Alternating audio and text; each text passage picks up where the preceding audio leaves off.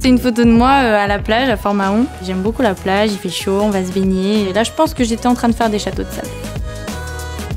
J'ai choisi un maillet.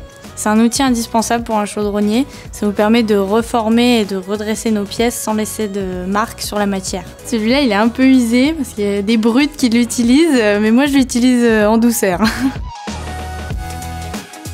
J'ai commencé l'équitation à 9 ans, c'était par hasard, et c'est devenu une véritable passion. Du coup, comme objet, j'ai choisi une bombe qui symbolise vraiment la sécurité, et chaque cavalier doit avoir cette bombe car c'est un outil indispensable.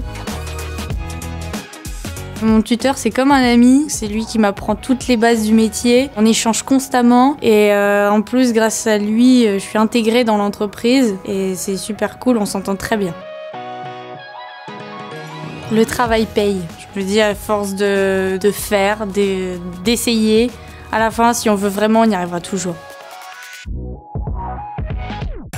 On est les seuls à pouvoir, à partir d'une tôle ou d'un profilé, à fabriquer une pièce chaudronnée. On travaille une matière qui est essentielle à tout le monde et on en trouve tout le temps, partout dans notre monde.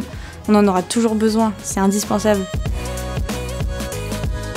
Je fais un BTS CRCI, conception et réalisation en chaudronnerie industrielle, qui nous permet en fait, à partir de la demande du client, de concevoir et de réaliser sa pièce de A à Z. Et ce que j'aime beaucoup dans ce BTS, c'est que on a énormément de métiers possibles à la fin. On a beaucoup plus de garçons que de filles dans notre entreprise. De base, on pense que c'est un métier d'homme, mais finalement, il est facilement accessible pour les femmes parce que le métier a évolué. Maintenant, on a beaucoup de machines et on a aussi les ponts, les chariots élévateurs. Et puis, comme on est une femme, les collègues ils viennent souvent nous aider. De base, je suis venue en chaudronnerie pour le côté manuel et parce que je bricole beaucoup. Du coup, j'aime beaucoup cette partie atelier. J'aime bien aussi le bureau. Donc du coup, faire un mix des deux.